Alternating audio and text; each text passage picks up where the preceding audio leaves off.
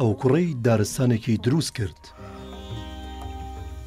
چیرۆکی ڕاستەقینەی جاداف پاین.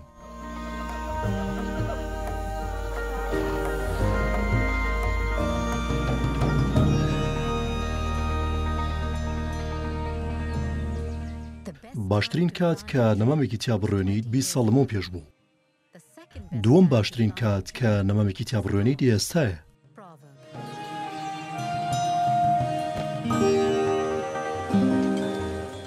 لە هەندستان لەسەر دوورگەیەکی گەورە لە نێوان خێزان و کێڵگەکاندا کە بە سەختی کاریان دەکرد، کوڕێک دەژیا کە درەختی خۆش دەویست. درەختەکان بە واتای سێبەر و خواردن و پەناگەهێن بۆ زۆرێک لە مرۆڤ و گیانلەبەر و باڵندەکان. لە وەرزێکی زستان و لە کاتی بارانبارین ژمارەیەکی زۆر لە درەختەکان کە زەوی ئەو ناوچەی داپۆشی بوو. لافا و درەخت و گژوگەی دوورگە بنرخەکەی کوڕەکەی لەگەڵ خۆی دەبرد تا دەهات ڕووبەرە سەوزایەکان بچووکتر دەبوویەوە، تەنها لەم و خاکێکی ڕوتەنی لە دوای خۆی جێدەهێشت. کوڕەکە بە چاوی خۆی دەیبینی کە گیانلەبەران و خشۆکەکان لەسەر ئەو خاکە لەماوێ خەریک بوو دەمردن و ماڵەکانیان دەڕووخان و تێک دەچوون. دەترسا لەوەی گیانلەبەرەکان بەبێ درەخت لە ناو بچن و نەمێنن، بە هەمان شێوە مرۆڤیش بەرەو لە ناوچوون بچێت. کوڕەکە گەڕایەوە بۆ گوندەکە و ئەو مەترسەی بۆ دانیشتوانی گوندەکە باس کرد. خەڵکە بە تەمەنەکەی گوندەکە ئامۆژگاری کوڕەکەیان کرد کە تەنها ڕێگە بۆ پاراستنی گیانلەبەرەکان دروستکردنی ماڵێکی نوێیە. پاشان 20 نەمامی قامیشیان بەخشی بە کوڕەکە.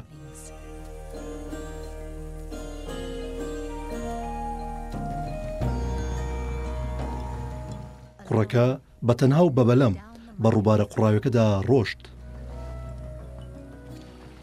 هیوای دەخواست کە هەموو ئەو زەویە بە درەخت سەوز بکات.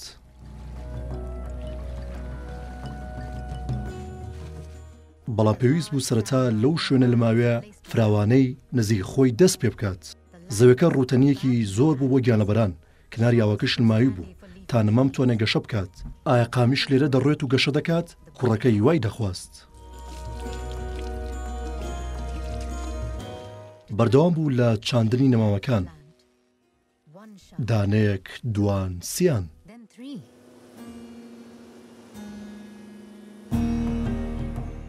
هەموو ڕۆژێک نەمامەکانی بەدەست ئاو دەدا. ئارەقی دەکرد و دەچەمایەوە بۆ ئاودانی نەمامەکان.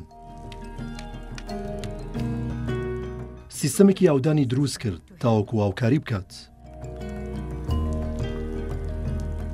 بەدەست سەتڵاوی لە ڕووبارەکە دەهێنا، دەستەکانی ماندوو بوون و پشتی ئازاری پێگەشت. ڕۆژانە چاودێری نەمامەکانی دەکرد و دەیپاراستن. بە تێبەڕبوونی کات نەمامەکان گەورە بوون. کاتێک نەمامەکانی دەبینی بە شێوەیەکی دروست و باش گەشە دەکەن، شانازی بە کارەکەیەوە دەکرد، بەڵام قەلەق و دوودڵ بوو لەوەی کە کردوێتی بەس نییە و پێویستە کاری زیاتر بکات. بیری کردەوە چی بکات بۆی ئەم ڕووبارە وێرانکارە لە ڕاماڵین بوەستێنێت و پەناگەیەک بۆ گیانلەبەران دروست بکات. ئەگەر کوڕەکە بیوێت نەمامی زیاتر بڕوێنێ، ئەوە پێویستی بە خاکێکی بەپیت هەیە.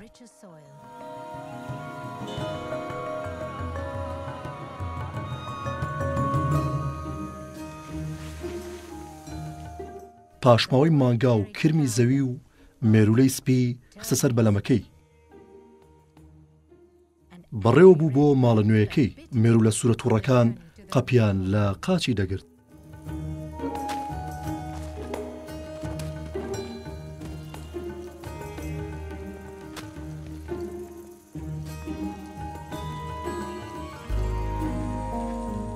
لە گوندەکانی دراوسی تۆی گوڵ و درەختەکانی دەیەنا. هەموو ڕۆژێک بەناو گژوگیادا ڕێگایەکی زۆری دەبڕی بۆ خواری ڕووبارەکە بە مەبەستی ڕواندنی نەمامی زیاتر.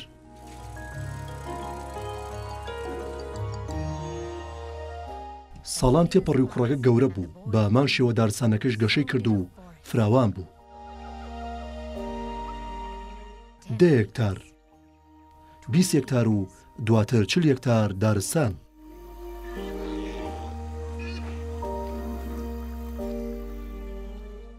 پاش تێپەڕبوونی چەندین ساڵ ژیانی کێوی گەڕایەوە بۆ دوورگەکە.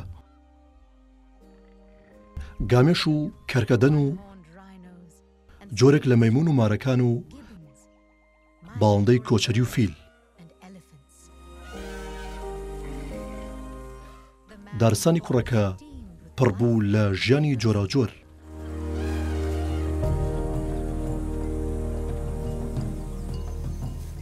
هەمووان دڵخۆش نەبوون. ترس هەموو گوندەکەی گرتەوە کاتێ پڵنگ گەشتە ناو دارستانەکە. کوڕەکە نەمامی زیاتری ڕوان تا سەرنجی گیان لە بەرە بچووکەکان ڕابکێشێت و بێنە ناو دارستانەکەوە بۆی پڵنگەکان با سوودەیی لە دارستانەکەدا بمێننەوە. فیلەکان دەچوون بۆ خواردنی کشتوکاڵی گوندەکانی دراوسێیان. بۆی پیاوەکە نەمامی بەری زیاتری ڕوان تا فیلەکان لە کاتی برسێتیدا لە بەری ئەو درەختانە بخۆن.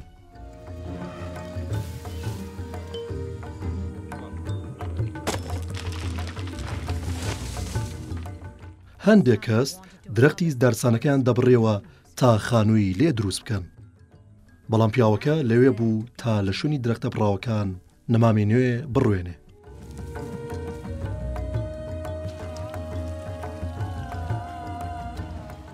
هەندێک کەسی تر دەیانویست گیانلەبەرەکان ڕاو بکەن و بۆ شفرە و کوڵکەکانیان.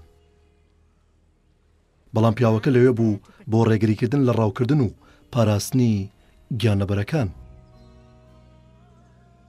کەسانێکی کەم باوەڕیان دەکرد ئەم دارستانە بەردەوام بێت و گەشە بکات، بەڵام پیاوەکە باوەڕی بەهێز و ئیرادەی خۆی هەبوو. ئێستا لە هیندستان لەسەر دوورگەیەکی گەورە لە نێوان ژیانی کێوی و ئەو درەختانەی کە زۆر بەرزن، پیاوێک دەژی کە دارستانێکی دروست کرد. دارستانەکە پێی دەوترێت مۆلای، بە ناوی پیاوەکەوە، جادەف مۆلای پاین. کارگیز نەوەساوە لە ڕواندنی نەمام و هەڵپاچین و پارێزگاریکردن لە دارستانەکە. تەنها بە ڕواندنی نەمام زەوی دەپارێزرێ و ڕزگاری دەبێت. جادەف پاین.